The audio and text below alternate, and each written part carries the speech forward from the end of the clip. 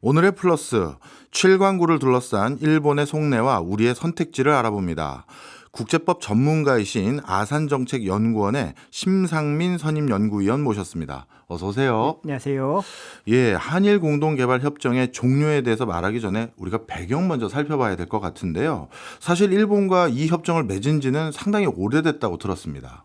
네, 맞습니다. 이 협정은 1974년 에 저희가 협상을 만료하였고, 그리고 협정문을 만들었고, 78년에 한국, 일본 양측에 대해서 발효를 했습니다. 6월 22일인데요. 그 당시에 있었던 여러 가지 대륙붕을 관련된 논란들이 좀 있었습니다. 대륙붕은 과거에 1958년 대륙붕에 관한 협약에 보면 수심 200m 이하의 해저로서 개발 가능성이 있는 곳이라고 얘기를 했기 때문에 어떤 국가가 개발할 수 있는 역량만 있으면 무한정 확장할 수 있는 것으로 돼 있었어요. 예. 특히 이제 그 부분을 강조한 것이 1969년에 북해 대륙붕 사건입니다. 거기에서는 대륙붕이 육지의 자연적 연장이라는 표현을 사용하면서 육지에서 끊어지지 않는 한도에 내에서는 대륙붕을 주장할 수 있는 권리가 그 연안국에게 있다고 인정을 한 것이죠. 예. 그 문제가 불거지고 나니까 우리나라는 이것을 전략적으로 이용하겠다. 그래서 1970년에 해저 광물 자원 개발법이라는 것을 만들어서 저희가 알고 있는 그 각종 광고, 7광고를 포함한 광고를 설정을 했고 일본은 거기에 놀라서 협상에 응하게 됐던 것이죠. 그래서 나타난 것이 74년 저희가 협상 완료한 한일 대륙붕 공동개발 협정입니다. 네. 그럼 그 당시에 대륙붕과 관련된 이용에 있어서는 국제법이 한국에 유리한 형태로 되어 있었는데 최근 개정된 거는 다시 일본에 유리한 걸로 바뀌었다. 이렇게 정리해도 될까요? 네, 그렇게 보시면 될 것 같습니다. 1982년에 해양에 관한 헌법이라고 얘기하는 유엔 해양법 협약이 이제 만들어졌는데요. 네. 거기에서는 대륙붕을 주장할 수 있는 최대 이용 거리가 350해리, 그리고 대체적으로는 200해리로 제한을 두었고, 그 대륙붕을 주장할 수 있는 그런 권한이 중첩되는 국가들끼리는 이 문제를 어떻게 해결할 것이냐에 대해서 몇 가지 원칙만 두고 있었지 정확한 해결 방법을 두지 않고 있었어요. 그래서 이후에는 그 육지의 자연적 연장이라는 과거에 1969년 사건에서 등장했던 그 표현이 어느 정도 효력을 가질 수 있을까가 문제였는데 그 이후에 국제 판례들을 통해서 이것들이 서서히 조금씩 무너져가는 그런 경향을 보여왔습니다. 그래서 일본이 여기에 이제 자신감을 얻고 한일 대륙붕 공동개발협정에 대해서 약간 부정적인 입장을 취하게 된 거죠. 아, 그렇군요. 그런데 1970년대나 80년대는 그 당시에는 일본이 우리보다 기술이 좀 앞서 있었던 시점이라고 보여질 수 있기 때문에 일본이 뭔가 우리보다 더 탐사에 대한 정보라든가 내용을 많이 알고 있을 것 같은데 일본은 여기에서 뭔가 그럴싸한 뭐랄까요? 경제적 가치가 있는 걸 발견하지 못했나요? 사실은 이 한일 대륙붕 공동개발협정은 양국이 조강권자를 지정을 해서 그 조강권자가 공동으로 탐사와 시출할 수 있는 그런 구조로 되어 있습니다. 그 우리가 기술적으로 떨어지지만 일본이 앞서 나간 그 기술을 이용해서 우리와 같이 그 이익을 공유할 수 있는 그런 구조였던 거죠.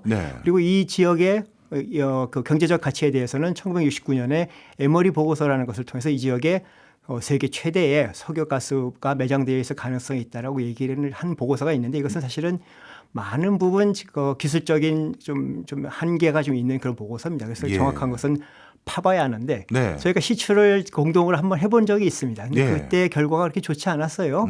그래서는 일본은 거기에서 경제성에 대한 그 가능성이 많지 않다고 판단을 했는지 조강권자 지정을 철회를 하고 그 이후에 우리의 공동 탐사 요청에도 응하지 않는 그런 사정이 쭉 지속되었다고 보시면 됩니다. 네. 혹여나 제가 의심을 해보면요. 우리 IT 같은 경우도 국제적인 정유회사들이 마지막까지 다 철수했다가 그래서 개발권을 넘겼는데 의외로 초대박이 났던 사례도 있지 않습니까? 그래서 이게 진짜 일본이 진짜 여기 경제성 있는 뭔가가 없을 것 같은데 해서 조강권을 관련해서 사업을 진행한 게 아닌 게 아니라 나중에 본인들이 독식하기 위해서 뒤로 미룬 거 아니냐 이렇게 저희가 의구심을 가지면 안 될까요? 그런 의구심을 충분히 가질만 합니다. 왜냐하면 아까 말씀드린 국제 판례에 따르면 이제는 그 중첩되는 그 대륙붕을 경계를 획정짓는 그런 원칙은 육지의 자연적 연장이 아니라 중간선 원칙이라고 해서 양 국가의 등거리 선을 그어서 그것을 경계선으로 확정하는 그런 구조가 지금 일반화되어 있거든요. 네. 그렇게 본다면 지금 당장은 경제성이 없다고 포기했던 부분에서 나중에 일본이 주장할 수 있는 그런 대륙분 영역에서 석유가 나올 가능성을 부정할 수는 없는 거죠.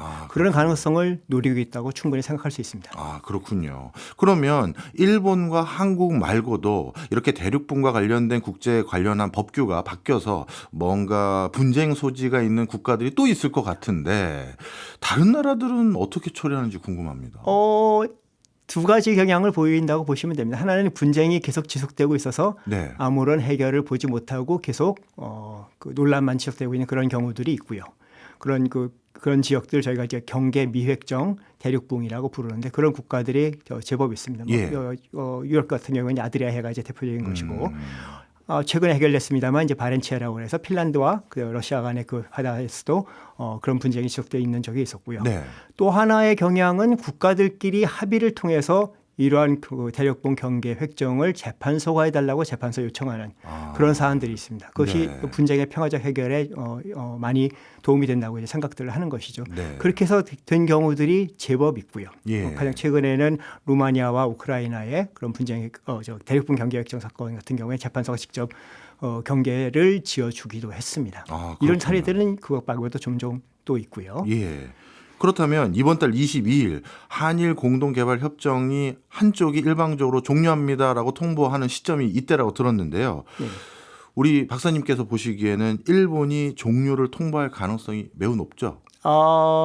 일단 이론적으로는 올해 2월 22일이면 그 종료 통보를 할 수가 있습니다. 무슨 네. 말씀인가 하면 한일 대륙분 공동개발협정 제31조에 따르면 이 조약은 50년의 그 유효기간을 갖는데 종료 시점 3년 전에 일방이 종료 통보를 하면 그 이후에라도 언제든지 종료 통보를 할 수 있고 그 종료의 효력은 3년 후에 발생하는 걸로 돼 있어서 가장 이르게 종료 통보를 할 수 있는 시점이 2025년 6월 22일인 거죠. 근데 제가 여러 경로를 통해서 알아본 바로는 네. 일본은 이 협정에 대해서 큰 미련이 없기 때문에 종료를 할 의사가 굉장히 강하다라는 것을 최근까지 제가 여기 탐문해 보니까 그런 얘기가 나오더라고요. 그러니까 그럴 수 있을 것 같습니다. 다만 6월 22일 당일 바로 할 건지는 조금 미지수인 게 한일 관계에 그렇네요. 미칠 파장도 고려해야 되겠죠. 그러니까 일본은 카드를 하나 쥐고 있다고 보시면 될 것 같습니다. 네.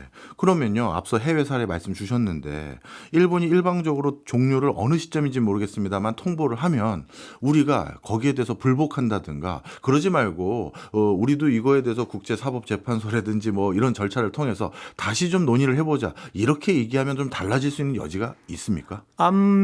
이렇게 말씀드릴게요. 이 조약의 구조상 그 한일 대륙분 공동개발협정의 구조상 통보의 효과는 절대적입니다. 타국이 거기에 이의를 제기하거나 그럴 방법이 없고요. 만약에 한다면 중재 절차를 통해서 이 분쟁을 해결하려고 할 텐데 그 중재 절차의 제일 결정적인 단점은 중재위원회를 3인으로 구성하는데 한국이 1명, 그다음에 일본이 1명, 그리고 두 중재위원이 합의해서 제3의 중재위원회를 구성해서 3인의 중재위원회를 이제 가동하게 되는데 마지막 제3인에 대한 중재위원회에 대한 합의가 이루어지지 않으면 이 중재위원회는 사실은 무용지물인 거죠. 그래서 분쟁 해결 절차가 있지만 사실은 별 효력을 발휘하지 못할 것 같고요. 두 번째 말씀하신 이제 분쟁의 평화적 해결의 측면에서 이런 부분을 국제사법재판소나 해양법재판소에 가져가는 문제는 충분히 고려할 만합니다만 그것이 우리 국익에 합치하는지를 먼저 검토를 한 다음에 움직여야 되는 게 맞겠죠. 네. 사실 우리와 일본이 이 협정을 종료하게 되면 오히려 그 빈틈을 노려서 중국이 동진을 할 것이다 이런 전망들도 꽤 있더라고요. 거기에 대해서는 어떻게 평가하십니까? 여러 가지 주장이 있을 수 있습니다. 근데 다만 이제 그런 주장들은 이제 국제 정치를 공부하시는 분들이 많이 하신다. 특히 이제 그 중국이 얼마 전에 있었던 뭐 서해 구조물로 가서도 알 수 있지만 그 약간 해양 쪽에서 많은 그 야심을 보이고 있는데 한일 간의 이 대륙분 공동개발협정이 없어지면 이 지역을 밀고 들어올 거다라는 추측들을 하는데 근데 국제법상의 가장 큰 원칙은 합의는 합의한 당사국만을 구속한다는 원칙이 있습니다. 무슨 말씀인가 하면 한일 대륙분 공동개발협정이 어떻게 되어 있든지 간에 그걸 중국을 구속하지 못하니까 중국은 사실은 지금이라도 마음먹으면 언제든지 밀고 들어올 수 있는데 안 들어오고 있는 거죠. 근데 다만 이게 이제 현실적으로 이게 있기 때문에 주저하는 거지 없어지면 밀고 들어올 수 있다라는 주장을 하시는 국제정치학자들이 많은데 사실은 뭐 그걸 완전히 배제할 수 없다고 생각을 해요. 그래서 예. 이게 없어진다면 한일 대륙봉 공동개발협정이 없어진다면 중국의 공세적인 그런 접근이 좀 더 강화될 거라는 그런 우려도 뭐 충분히 있을 수 있다고 생각합니다. 네. 사실 중국이라는 나라가 좀 부담스러운 존재인 건 사실이기 때문에 혹시나 일본이 우리가 이제 협정이 종료되고 난 뒤에 중국한테 먼저 그냥 분란의 소지를 막기 위해서 타협점으로 우리가 이쪽 지역에 대해서 공동 개발하면 어떻겠느냐라고 하면서 마치 한일 공동 개발 협정과 유사한 걸 중국에 역제안해서 이렇게 우리만 배제되는 상황, 이런 스토리는 너무 과한 해석일까요? 기존에 있던 사례를 말씀드릴게요. 중국과 일본은 이미 2010년도 초에 네. 그 아베 총리와 그다음에 시진핑 주석이 그 정상회담을 통해서 이 동중국해 지역의 가스전을 공동 개발하겠다는 구체적인 협정은 아니지만 예. 정치적인 합의를 이끌어낸 적이 있습니다. 다만 일본이 불만을 갖는 것은 이것을 중국이 지금 그 실행에 옮기지 않고 예. 오히려 독자 개발을 하고 있기 때문에 분쟁이 지속되고 있는데 네. 이 지역에 대한 공동개발협정 제의는 일본 측에서 충분히 검토할 만한 사안입니다만 중국이 그걸 지금까지는 받아들일 생각이 없다는 것이 사실 제일 큰 문제라고 봐야죠. 네, 그렇군요. 그렇다면 지금 박사님 말씀 듣고 보니까 중국은 독자적인 개발이나 이쪽 지역에서 어떻게 보면 본인들이 선점하려는 의욕들이 좀 있어 보이는데, 그럼 오히려 일본도 중국을 혼자 대응하기에는 만만치 않은 존재라고 생각하거든요. 저는. 그러면 한국과 일본 등등이 같이 요 협정, 공동 개발 협정을 좀 수정 보완한 내용으로 공동 대응하는 것들도 전략일 수 있지 않을까요? 그것이 우리 정부가 취할 수 있는 이제 전략 중에 하나일 겁니다. 예. 선택지 중에 하나일 겁니다. 일본이 종료 통고를 해오더라도 3년 후에 그 효과가 발생할 것이기 때문에 네. 그 전에 이 종료 통고를 처리할 수 있다는 것을 전제로 해서 우리가 일본에 역제안할 수 있는 것이죠. 예. 그 배경 중에는 아까 말씀하신 대로 중국의 동진을 막기 위해서 이 조약이 가지고 있는 협정이 가지고 있는 정치적 그리고 안보적인 가치를 최대한 활용해야 되는 것이 맞지 않느냐. 예. 그래서 그 내용은 조금 더 일본에 유리한 쪽으로 구성을 해 주더라도 이 협정 자체는 존속을 할 수 있도록 협상을 진행하는 것은 우리의 하나의 선택지가 될 수 있을 것 같습니다. 네. 그렇게 뭔가 새로운 협정을 한국과 일본 사이에서 맺다 하더라도 그거는 양 국가 간의 협정이기 때문에 중국에게는 법적 구속력이 없는 거다. 이런 말씀이신 거죠? 그거는 맞습니다. 그거는 예. 맞습니다만 이게 없으면 과연 중국은 그냥 아무 제한 없이 아무런 뭐 제지받지 않고 그냥 밀고 들어오지 않겠느냐는 거 우려가 있으니까 그것을 어느 정도는 해소해 주려는 방안으로 일단 내용이 어떻든 간에 협정을 유지하는 것이 중요하다라는 그런 얘기를 할 수 있는 거죠. 네, 그렇군요. 만약에 그럼 박사님 이런 지금 어떻게 보면 약간 모호한 상황에서요. 혹여나 중국이 먼저 시출했던 지역이든 아니면 뒤늦게 탐사를 했는데 뭔가 의미 있는 수준의 뭐가 탁 나왔어요. 그러면 그건 누구께 되는 겁니까? 어려운 질문입니다. 다만 이제 국제법상으로는 이제 경계미획정 수역 또는 경계미획정 대륙붕이라는 지역은 어느 한 국가가 독자적으로 시출을 하거나 예. 개발을 진행할 수 없도록 국제법이 만들어져 있습니다. 무슨 말씀인가 하면 유엔 해양법 협약상 경계가 획정되어 있지 않은 그런 대륙붕이나 그 수역에 대해서는 관련 당사국들이 합의를 통해서 이 문제의 최종적 해결을 위해서 노력을 하되 그것이 여의치 않을 경우에는 이제 잠정 성격의 협정이라는 것을 먼저 만들어 놓고 예. 최종 합의에 이를 때까지 계속 협상을 한다는 것이 이제 그 두 번째이고요. 예. 그리고 최종적 해결에 이르는 것을 방해하거나 그 위험에 빠뜨리는 그런 행동을 해서는 안 된다는 그런 명시적인 의무 조항을 또한 해양법 협약은 가지고 있습니다. 그것이 상호 자제 의무라고 보통 얘기를 하는데 네.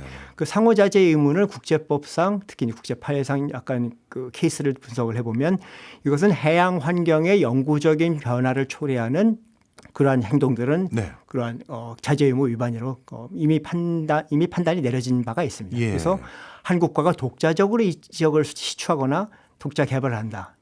미경계획정 수역에서 예. 경계미획정 수역에서 그것은 엄밀하게 얘기하면 국제법 위반이라고 예. 얘기를 해야 되겠죠. 그래서 예. 한국과 일본이 중국의 그런 행동에 대해서 정당한 권한을 가지고 항의할 수 있는 여지가 차고도 넘칩니다. 아, 그렇군요. 그럼 방금 말씀해 주신 것처럼 국제법상 자제 의무가 위반됐을 경우 그러면 그걸 위반한 국가에 어떤 강제적으로 제재를 가한다든가 페널티를 부과할 수 있는 조치가 실질적으로 있나요? 가끔 보면 국제법은 법으로 이건 안 된다라고 명시하고 있지만 그걸 강제할 수 있는 조항이 없어가지고 문제가 되는 것 같던데. 아마 지금 청취하시는 분들이 다 이 질문을 듣고 바로 생각하시는 게 남중국해 중재판정 2016년에 중국의 여러 가지 해양법 협약을 위반했다고 나왔지만 중국은 깡그리 무시하고 그렇죠. 자기 힘의 논리에 따라서 지금 다른 것을 진행하고 있죠. 예. 사실 유엔 해양법 협약상 강제적 분쟁 해결 절차가 존재하기는 합니다만 예. 그것은 국가의 의무 위반을 명확히 하는 데 그치는 것이지 그것에 대해서 손해배상을 다시 청구하거나 그러려면 이제 별도의 소송을 또 제기해야 되는 것이 현실이고요. 예. 그것이 얼마나 정도 실효성이 있는지도 잘 모르겠습니다. 특히 이제 힘이 없는 국가가 힘 있는 국가를 상대로 어떤 국제 소송을 제기한다는 것은 그리고 진행한다는 것은 여러 가지 애로점이 많은 것이거든요. 그래서 네. 중국을 상대로 이러한 국제법 위반을 주장하는 게 그 큰 의미가 있을지는 잘 모르겠습니다만 그러나 없는 것보다는 훨씬 나을 것 같습니다. 적어도 예. 국제사회에 중국이 이러한 법을 지키지 않는다, 국제 질서를 위반하고 있다는 것을 적극적으로 호소함으로써 부정적인 여론을 환기하는 그런 효과가 있을 것 같고 중국도 그런 것에 완전히 신경 쓰지 않을 수는 없으니까 네. 약간은 조심스러운 그런 태도를 보이겠죠. 적어도 우리가 그런 강한 항의란다면 어느 정도의 완화된 형태로 협상을 제의해 수는 있지 않을까라고 저는 개인적으로 생각해 봅니다. 예. 그러면 우리 7광구와 유사한 해외 사례가 굉장히 중요한 우리에게 뭐라 할까요? 참고가 될 것 같은데 앞서 말씀 주셨던 것처럼 핀란드랑 러시아의 대륙분 관련한 분쟁도 있었고 아드리아해도 있었다고 말씀 주셨는데 거기는 결국 타협이 잘 이루어진 데도 있다고 말씀 주셨잖아요. 네네네. 거기는 어떤 룰로 어떻게 타협이 이루어졌나요? 그 바렌츠해 같은 경우에는 사실은 두 국가가 서로 한 발씩 양보해서 러시아와 핀란드 한 발씩 양보해서 일정 부분에서 이익을 볼 수 있는 지역을 한 국가에게 전권을 약간 전속적인 그런 권리를 인정한다면 다른 쪽에서 이를 보상할 수 있는 그런 권리를 또 허용하는 이러한 패키지들이 잘 이루어졌다고 봐야 되겠죠. 그 당시만 해도 이게 물론 지금 러시아는 좀 다른 러시아입니다만 네. 당시 푸틴 대통령의 하수인이라고도 비판받지만 메드베데프 대통령이 네. 굉장히 이 분쟁 해결에 전향적인 자세를 보여서 핀란드의 입장을 상당히 많이 고려를 해줬습니다. 예. 그래서 바렌츠해에서는 비교적 양국의 이익이 형평하게 분배되는 그러한 형태로 이 해양 경계가 설정이 됐던 것이고요. 예. 아드리아 같은 경우에는 아직도 지금 분쟁이 진행 중입니다. 그래서 이 협상을 결국 그 기술이 필요한 건데 네. 결국 제일 중요한 것은 양국의 이익을 어떻게 잘 조화롭게 분배할 수 있느냐가 핵심이겠죠. 네. 이것을 똑같은 얘기를 한국과 일본 사이의 그 대륙분 공동개발협정의 문제에 적용해 본다면 지금이 일본이 생각하고 있는 이게 형평하지 않은 그런 이익 분배 구조를 네. 좀 바꿔줌으로써 이 협정의 존속 그 가능성을 좀 높일 수도 있지 않을까라고 저는 조심스럽게 한번 말씀드려 봅니다. 네. 그렇다면 어떻게 보면 7광구 문제를 해결하는데 가장 중요한 주안점은 그 시점에 다시 협정을 체결하는 그 시점에 양 국가 또는 근처 국가의 국가 리더십들의 성향들이 굉장히 중요하다 이렇게 판단해도 될까요? 그것도 굉장히 중요한 말씀입니다. 만약에 이 똑같은 문제가 한국과 일본 사이의 관계가 극도로 안 좋았던 그런 시기에 발생했다면 예. 이 문제를 평화적으로 해결하거나 아니면 국민 여론을 무시하고 정부가 냉정하게 판단해서 조치를 취할 수는 없었을 것 같아요. 아, 그렇군요. 다만 지금은 엊그제 보셨습니다만 이시바 총리와 우리 이재명 대통령께서 또 화기애애하게 또 양자회담을 하시고 예. 한일 그리고 한미일의 그 협력이 중요하다는 말씀들을 하셨으니까 네. 이러한 분위기에서는 만약에 일본이 이 한일 대륙분 공동개발협정의 종료 통보를 해온다 하더라도 이것은 기술적인 문제다. 정치적인 의도가 없는 기술적인 문제다라고 판단해서 양국이 진지하게 협상에 임해서 양국이 더 만족할 수 있는 그런 해결책을 찾을 수 있지 않을까라고 저는 약간 기대를 걸어봅니다. 알겠습니다. 만약에 이제 협정이 종료되고 나면요. 아마 우리가 이 공간 7광구 위에서 할 수 있는 일과 할 수 없는 일이 달라질 것 같은데 예를 들어서 시추는 못한다 하더라도 탐사라든가 이런 연구 활동들은 계속 할 수 있는 겁니까? 네, 물론입니다. 협정이 종료되는 순간 우리가 이제 조강권자들 간의 합의를 통해서 공동 탐사나 공동 시출할 수 있는 그 의무에서 해방이 되기 때문에 네. 우리는 2028년 6월 22일이 되면 정말로 이론적으로는 우리의 탐사선을 보내서 직접적으로 그 타공을 해서 구멍을 뚫어서 뭔가 샘플을 채취는 못하더라도 예. 탄성파 검사라는 것을 전파를 보내서 예. 그 튕겨져 나오는 정보를 토대로 분석을 할 수 있는 그런 가능성은 충분히 열리는 것입니다. 독자 탐사의 가능성이 충분히 열리게 되는 겁니다. 그래서 일부 학자들은 이런 것들이 종료가 된다고 꼭 우리에게 불리한 것만은 아니다. 우리도 족쇄로부터 해방되는 그런 긍정적인 효과가 있다라고 말씀들을 하고 계십니다. 아, 그렇군요. 이제 독자적으로 이쪽 지역에서 뭐가 있는지 자체적인 탐사도 할 수 있으니 그런 것들은 오히려 자율도가 높아진 거다 이렇게 볼 수 있는 거네요. 그렇습니다. 그러면요. 예를 들어서요. 제가 혹시나 하는 마음 때문에 그렇습니다. 여기서 뭔가 탐사를 했는데 야, 뭔가 가능성 있는 뭔가 있어 보이는 데가 발견이 됩니다. 그러면 그거는 이제 일본한테 정보 공유를 할 필요가 없는 거잖아요. 그렇습니다. 네. 그러면 그렇게 뭔가 의미 있는 게 확인이 되고 난 뒤에는 그냥 아까 말씀 주신 것처럼 국제사회가 사실 국제법도 있고 여러 가지 규칙이 있지만 그게 의미 없어질 때도 많잖아요. 그렇게 말씀 주셨고 그냥 우리가 먼저 그냥 뚫어버리면 안 되는 거예요? 네, 뭐 마음만 먹으면 언제든지 시추를 하고 저희가 개발할 수 있는 것은 사실입니다. 우리 기술력이 없는 것은 아니니까요. 다만 그 후폭풍을 우리가 감당할 수 있을까라는 것은 충분히 사전적으로 고려를 해봐야 되겠죠. 뭐 일본이 당연히 항의를 해올 거고 아무 관계 없어 보이는 중국도 이게 한국이 이렇게 국제법을 위반하고 있다. 그러면 그 다음에 이제 우리가 이제 약점을 잡히는 것이 중국의 행동에 대해서 우리가 국제법을 근거로 비판할 수 있는 여지가 많이 사라지는 거죠. 그렇겠네요. 그래서 우리의 입지를 굳이 우리가 약화시킬 필요는 없지 않을까라는 그런 생각을 해봅니다. 이것은 이 문제는 협상을 통해서 얼마든지 해결할 수 있다고 저는 생각을 하니까요. 네. 그럼 반대 입장으로 얘기해도 일본이 만약에 우리와 특별한 동의도 없이 그냥 개발을 시작을 해버리면 똑같은 관점으로 우리가 해석하고 바라보면 되겠네요. 네, 물론입니다. 우리도 그럼 일본이 만약에 그런 국제법 위반을 하는 순간 우리는 도덕적, 법적 우위에 서는 거죠. 네. 공세를 취할 수가 있습니다. 그러면 진짜 해외에서는 이와 유사한 분쟁이 있었을 때 이걸 대체로 어떻게 풀어냈는지 가장 참고할 만한 국제 판례는 뭐가 있을까요?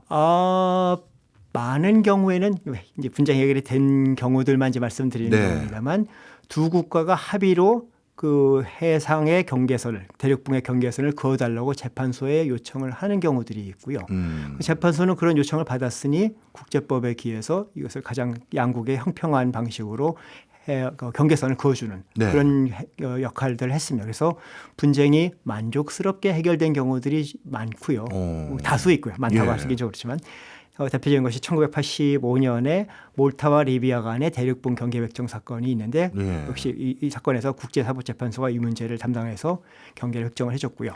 그리고 가장 최근에는 2023년입니다만 사실은 오래된 문제이에요. 그렇지만 니카라구아와 콜롬비아 사이에 여러 가지 뭐 도서와 영유권에 관한 것도 있고 그다음에 대륙붕에 관한 것도 있고 한데 이 부분도 일정 부분은 국제사법재판소가 해양 경계를 획정해주는 그런 일들을 했었습니다. 다만 아까 말씀드린 대로 이것은 양국의 합의에 의해서 재판소가 이 문제에 대해서 적극적으로 개입해서 해양 경계를 설정해 줄 것을 요청을 해야 되는데 우리나라의 경우에는 우리가 2006년에 그 영해 그리고 이지 그리고 대륙붕에 관해서는 해양법 재판소의 강제 관할권의 적용을 받지 않겠다고 선언한 것이 있습니다.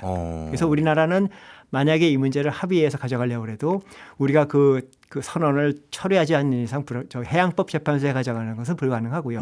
다만 국제사법재판소에는 우리가 일본과 특별협정을 체결을 해서 이 문제의 평화적 해결을 위해서 국제사법재판소가 경계협정을 해달라고 공동으로 요청할 가능성은 남아 있습니다. 다만 아까 말씀드린 이것이 이게 부합되는 일인지는 충분히 검토를 해야 되겠죠. 그런데 앞서 말씀 주신 게 우리나라가 해양법 재판소는 우리가 준용하지 않겠습니다라고 선언한 이유는 뭐예요? 그 당시에? 그 당시만 해도 이제 지금은 많이 얘기되지 않고 있는 독도 문제가 굉장히 저희한테는 굉장히 첨예한 이슈였거든요. 독도가 무슨 말씀인가 하면 일본도 그렇고 우리나라도 그렇고 배타적 경제수역. 특히 양국의 배타적 경제수역은 200캐리까지 주장할 수 있는데 그 중첩되는 부분이 있는데 그 부분을 중첩되는 부분을 중간선을 기준으로 나누긴 해야 될 텐데 과연 어디를 기점으로 200캐리를 주장할 거냐라는 문제가 있었던 것이죠. 우리나라는 처음에는 약간 한 발 물러서서 그러면 우리는 그 울릉도를 기점으로 200캐리를 주장해서 거기서부터 나오는 그 중첩되는 부분을 반으로 나누자라고 주장했었는데 일본은 한술 더 떠서 다케시마를 기준으로 자기네가 200회를 주장할 수 있다고 해서 굉장히 공세적인 이야기를 했던 것이죠. 예.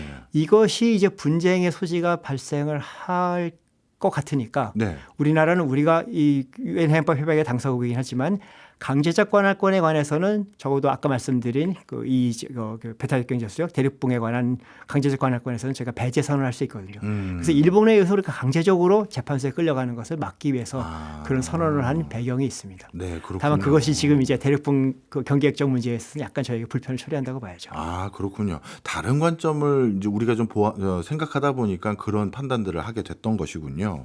자, 그런데 요즘 또 우리 서해를 비롯해서 이 남중국해까지 이어지는 이쪽 근해들이 국제 안보 상황에서 가장 중요한 지역이라고 평가받고 있는 것 같더라고요. 그런 관점에서 우리 서해와 남중국해에서 점점 중국의 그 군함들이라든가 어선들이 자유롭게 왕래하는 것들을 미국이 그냥 지켜만 보고 있지는 않을 것 같은 생각도 제가 드는데, 미국은 이 7광구와 근처와 관련된 이 이슈에 대해서 적극적으로 나서거나 의견을 피력할 가능성은 없나요?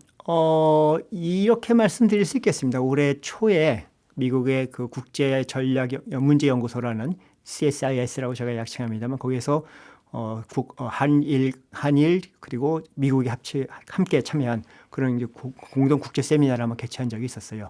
거기에서 나왔던 의견 중에 하나는 미국이 이 지역에 대해서 안보적인 그 이익을 가지고 있다. 예. 특히 이제 JDG가 사라지고 한일 대륙붕 공동개발협정이 사라지고 나면 중국의 진출 가능성이 있기 때문에 이것을 최대한으로 존속시키는 방향으로 해야 된다. 특히 이제 미국은 여기에 적극적인 중개 역할을 해야 된다는 그런 주장이 제기된 적이 있습니다. 그리고 아마 같은 세미나였던 걸로 기억되는데 미국은 사실은 해양경계 획정에 대해서 이미 일찌감치 그 이스라엘과 요르단 간에 그 해양경계 획정에 도움을 준 적이 있기 때문에 그 케이스를 하나의 모델로 삼아서 한일 간의 이 해양경계 획정에도 적극적으로 참여한다면 이 지역에서의 미국의 안보 이익도 지키고 한일 간의 그 분쟁의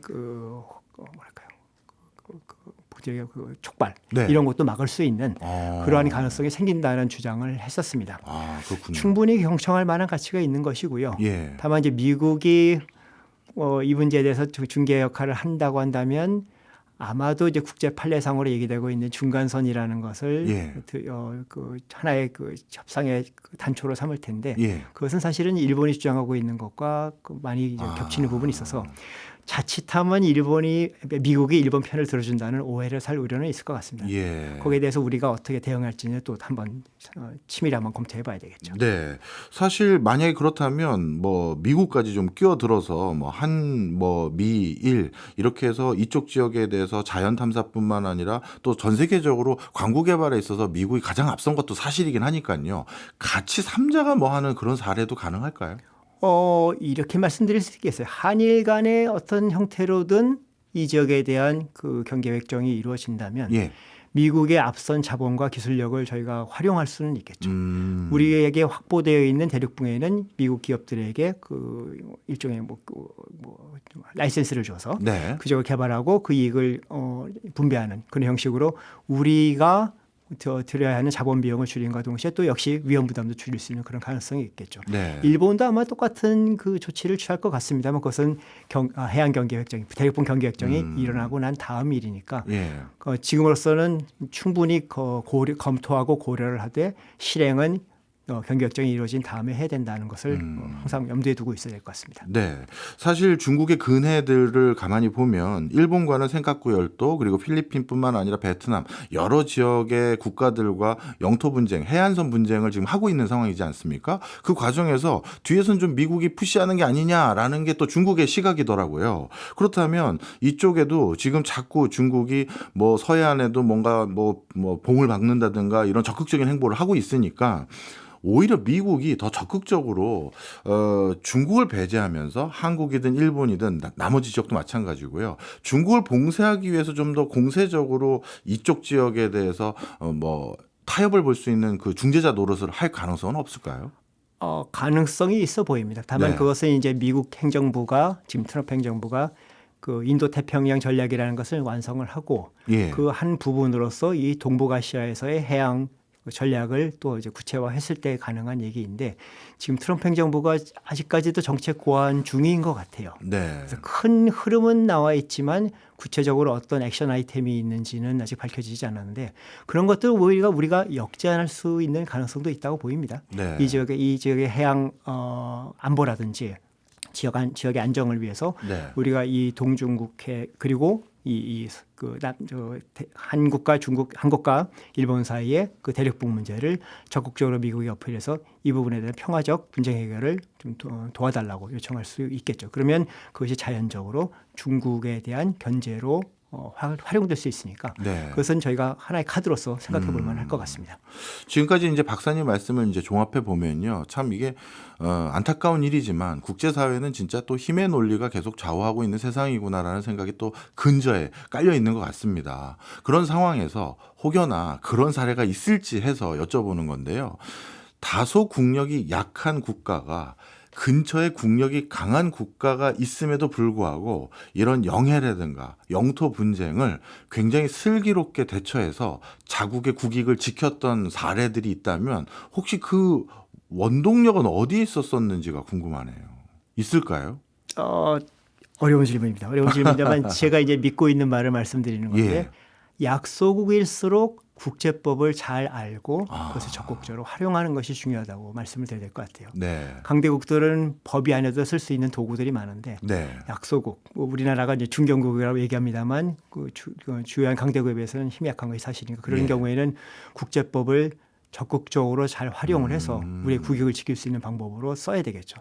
아까 말씀을 드리다 말았습니다만 일본이 종료 통고를 하고 나서 우리가 이게 이제 협상을 제의할 때 그중에 만약에 이 경계 협정도 같이 하자라고 제안한다면 우리가 굉장히 곤혹스러운 입장이긴 해요. 우리는 버티면 버틸수록 유리하다고 생각하는데 버티지 못하는 그런 카드를 내미는 거니까요. 그런 경우에는 이 중간선 원칙을 변형할 수 있는 그러한 사례들을 적극적으로 발굴하고 활용할 필요가 있습니다. 이를테면 그 자연적인 현상, 자연적인 지형은 이제는 큰 의미가 없습니다만 양국 간의 그 경제적인 이 지역에 대한 경제적인 의존도라든지 그리고 형평이라고 하는 다소 불확정한 개념을 적극적으로 활용해서 중간선은 지나치게 일본에게 유리한 그러한 경계협정 방식이기 때문에 다른 방식을 사용해서 경계협정을 해야 된다라고 양국 간 협상에서도 주장할 수 있고 만약에 이 문제가 국제사법재판소에 그 회부가 된다면 거기서도 주장할 수 있는 것이죠. 즉 국제법이 허용하고 있는 최대치를 우리가 잘 활용함으로써 우리의 국익을 지킬 수 있는 것이 이론적으로 그리고 실제적으로 가능하다고 저는 생각을 하고 있고요. 우리도 그렇게 가야 된다고 생각합니다. 근데 이제 국제법이라는 게 자연 법칙은 아니니까요. 때로는 국제법도 아까 대륙붕도 이제 규정이 많이 바뀌어 왔던 것처럼 우리가 오히려 좀 이제 우리도 이제 중견국이니까요. 국제법이 우리에게 유리한 형태로 다시 개정될 수 있는 노력도 이런 것도 하면 안 되나요? 해양법 협약의 경우에는 그것이 조금 이제 어려운 것이 워낙 당사국이 많고 그 개정을 위해서는 당사국의 3분의 2의 찬성이 필요한데 그런 동력을 우리가 과연 독자적으로 주장해서 확보할 수 있는지는 잘 모르겠습니다. 그 아마 그 전체적인 구조는 그냥 수대 세부적인 사항에서 우리가 좀 더 우리에게 유리할 수 있는 그런 입장들을 더 개진하는 것이 중요하겠죠. 지금 이 해양법 협약과 동시에 지금 만들어지고 저기 협상이 완료되었고 그다음에 또 추정할 수 있는 곧 발효될 예정인 그 국가관할권 이원의 해양생물 다양성 보호 및 지속 가능한 이용에 관한 협약에서는 우리나라가 잘만 활용하면 일본이나 중국을 상대로 이익을 얻어낼 수 있는 그런 조항들이 좀 있는데 그런 것들을 우리가 아직 이게 실행이 확보되기 전이니까 적극적으로 이론적인 배경이나 이론적인 주장을 통해서 우리의 이익을 극대화할 수 있는 그런 방안들을 미리 고안하는 것도 중요하겠죠. 아까 말씀드린 대로 원래 확실하게 지금 기능하고 있는 조약을 손대기는 어렵겠습니다만 이제 막 형성 단계에 있는 그런 조약에서는 얼마든지 우리가 그 조약을 전략적으로 활용할 수 있다는 생각을 하고 있습니다. 그러면 이제 마지막으로 이 질문을 드릴 수밖에 없는 것 같아요. 예를 들어서 국제 해양 관련한 법규라든가 또 여러 가지 조약 등을 통해서 이거는 우리의 영해다 아니면 우리의 권리 영역에 해당되는 지역이다라고 하는 지역이 우리는 설정해 놓은 곳이 있는데 거기에 뭐 나름대로 중국도 이유가 있겠죠. 그런데 지금 아마 어떠면 이 순간에도 우리 해경이 중국 어민들과 진짜 총만 안 들었지 대치 중에 있을지도 모르고요. 그리고 앞서 우리 말씀 나눈 것처럼 서해 뭔가 시추본 같은 걸 막 받고 있고 한단 말이에요. 근데 우리는 이게 우리의 분명 영역 안에 들어가 있는 곳이라고 생각한 곳이니 그걸 좀 더 강제적인 조치로 우리가 자체적으로 철거한다든가 그 중국 어민들을 조금 약간 무력을 사용해서든 해서 다시 쫓아내면 이게 우리의 권리를 지키는 방편인데 이렇게 했을 땐 무슨 문제가 생길까요? 네, 문제가 생깁니다. 불행히도. 예. 이제 아까 그 불법 조업 말씀을 예. 하셨는데 중국 어선들이 우리 지역에 그 관할권 내에 들어와서 불법 조업을 하는 것은 우리가 단속을 할 수 있습니다. 예. 단속할 수 있고 그 부분은 사실은 중국도 굉장히 신경을 많이 쓰고 있는 부분이라 예전보다는 국내적인 지도를 통해서 그 불법 조업을 줄이려고 많이 노력을 하고 있습니다. 예. 문제되는 것은 사실 그것 말고 그 서해 구조물 때 많이 나왔습니다만 예. 한중 어협정상 그 잠정 조치 수역이라고 되어 있는 부분이 있는데 예. 거기는 그 공동 어업위원회를 세워서 거기서 공동 관리를 하지만 단속은 기국주의라고 해서 한국어선은 한국 해경이 단속하고 중국어선은 중국 해적이 단속하고 이런 그 구조가 이미 굳어져 있거든요. 예. 그것을 바꾸지 않는 우리가 그 잠정 조치 속에서 중국어선이 뭔가 불법적인 행위를 할 때 우리가 단속할 수 있는 근거는 없다고 봐야 되죠. 불행히도 그것이 이제 국제법으로 되어 있는 거니까요. 예. 근데 그런 것이 아니고 예. 저희가도 두 국가 간에 이런 문제를 그 허심탄회하게 논의하고 예. 개선책을 찾아내고자 하는 그런 채널들은 충분히 존재합니다. 얼마 전에 서해 구조물 문제가 있었을 때 예. 한국과 중국이 올해 3월로 기억되는데 한중 해양 협력 대화라는 것을 외교부와 우리 외교부와 중국 중국 외교 거기 중국도 외교부죠. 예. 사이에 개최를 해서 이 문제에 대한 그 여러 가지 논의를 하고 실제로 요 구조물에 관해서 그리고 네. 이 잠정 조치 수용 내에서의 그 해양 생물 자원의 공동 이용을 위해서 논의할 수 있는 별도의 장을 만들었습니다. 이런 것들은 저희가 가지고 있는 제도를 충분히 활용하고 예. 있다는 하나의 증거라고 봐야 되겠죠. 예. 그런 것들은 저희가 최대한 써야 되고요. 예. 다만 거기에서도 중요한 것은 우리가 그 법의 테두리 내에서 움직여야 돼요. 예. 그리고 그것은 우리가 또 중국이 만약에 법의 테두리 밖에서 뭔가 불법적인 조치를 한다면 그것은 또 강하게 항의를 할 충분한 이유가 되는 것이죠. 예. 서해 구조물 말씀하셨습니다. 지금 이것이 그 한국과 중국의 가상 그 해양 경계 그 선이 될 수 있는 중간선의 왼쪽, 그러니까 중국 해안 쪽에 가깝게 지금 그 설치하고 있기 때문에 우리가 강하게 주장 못하는 부분이 있는데 그렇다 하더라도 우리는 외교부는 지금 이 문제를 적극적으로 제기를 해서 두 국가가 만족할 수 있는 그런 해결책을 도출하겠다는 입장이기 때문에 아마 지켜보시면 또 좋은 결과가 있을 것 같다는 생각도 듭니다. 아직까지는 중국과 관련해서 이 해안과 관련된 문제에 대해서 우리가 좀 충돌보다는 원만한 해결들이 많았나 보죠. 원만한 해결이라기보다는 충돌을 회피하는 그런 경향들이 있었죠. 서로 간에. 예. 그러나 군사적인 측면에서는 아마 조만간 큰 문제가 지금 생길 수도 있다고 생각이 드는 게 적어도 중국 해군은 우리와 중국 간의 작전 구역을 과거 동경 123도로 정했다가 갑자기 1도 더 동쪽으로 밀어냈어요. 예. 124도가 되는 바람에 우리 해군은 그것을 인정하지 못하고 계속 반발하고 있어서 조만간 동경 123도와 124도 사이에 예기치 않은 군사적 충돌이 있을 가능성이 있습니다. 그 문제가 이 양국의 그 외교적인 현안으로 아마 등장할 것 같은데 중요한 것은 이것이 지나치게 문제가 불거져서 양국에 더 큰 피해를 초래하는 상황을 막아야 되겠죠. 그렇네요. 약간의 위기 관리가 필요할 것 같습니다. 이번 서해 구조물 같은 경우는 왜 설치했을까요? 공식적인 입장은 사실 산동성에서 적극적으로 이제 고급 그 심해 어종을 양식하는 그런 시설을 개발했는데 그 지역이 공교롭게도 그 찬물이 흐르는 그런 지역이라는 거예요. 그래서 거기다 놓고 지금 그 아틀란틱 그 연어, 그 대서양 연어를 좀 양식해서 사실 국내적 수요에 활용하고 있기는 합니다. 저희가 보기에도 이게 양식 시설이라는 것은 부인할 수가 없는데 더 저희가 약간 의심스러워하는 부분은 그 선란 1호와 2호라는 그런 그 양식 구조물이 아니라 중간에 약간 오일 시추, 석유 시추선 같은 것이 그냥 뚝 하나 가 있는 거예요. 아예 이름도 적혀져 있습니다. 그 어틀란틱 암스테르담이라고 해서 과거에 석유 시추선으로 활용되다가 중국이 인수해서 약간의 그 플로테일, 그러니까 움직이는 호텔처럼 활용하는 그런 시설인데 명목상으로는 이것이 그 선란 1호와 선란 2호를 관리하는 그 직원들의 예. 숙소로 활용되고 있다고 해요. 근데 그것은 하나 있을 때는 그렇게 우리가 뭐 수긍할 수도 있겠지만 만약에 그 지역에 2개, 3개, 10개, 20개가 생기면 이것은 인공섬을 건설하는 거랑 별 차이가 없는 거거든요. 그렇네요. 네. 그런 문제가 나타나기 전에 우리가 사전적으로 강하게 외교적인 항의를 제기할 필요가 있어 보입니다. 네. 오늘 박사님 말씀을 쭉 듣고 보니까 사실 이웃 국가하고 사이가 나빠서 좋을 게 아무것도 없지 않습니까? 뭐 미국도 우리의 중요한 동맹이지만 또 중국은 이웃 나라이기 때문에 원만하게 잘 지내야 될 텐데, 자, 마지막으로 외교적으로 우리가 어떤 전략을 앞으로 추구해야 이런 분쟁들을 슬기롭게 대처할 수 있을까요? 아마 주신 질문 중에 가장 어려운 질문 같은데 결국은 이렇게 생각해야 될 것 같습니다. 일단 우리의 국익이 무엇인지를 먼저 이해하는 것이 중요할 것 같고요. 네. 제가 다른 데서 말씀을 드렸습니다만 이 한일 대륙분 공동개발협정의 유지가 최선이라고 생각하는 순간 우리가 일본에게서 협상에서 약간 약한 위치를 점하기 때문에 네. 그러한 것은 저희가 국익의 입장에서 철저하게 한번 재검토를 해봐야 된다는 것이죠. 그래서 예.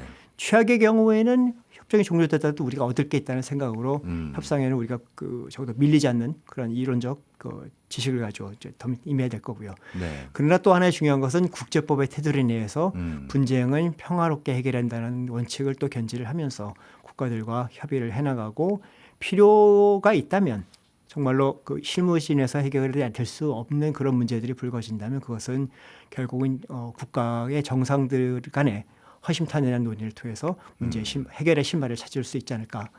그런 부분을 또 적극적으로 활용해야 되지 않을까라고 조심스럽게 말씀드려 봅니다. 네. 무엇보다 가장 먼저 선결되어야 될 것은 우리의 국익이 무엇인지, 우리가 원하는 게 무엇인지 그걸 확정하고 정해놓는 게 무엇보다 중요하겠네요. 알겠습니다. 복잡다기한 문제 오늘 정말 명쾌하게 설명해 주셔서 제대로 이해한 게 된 것 같습니다. 지금까지 아산정책연구원의 심상민 선임연구위원이었습니다. 고맙습니다. 감사합니다.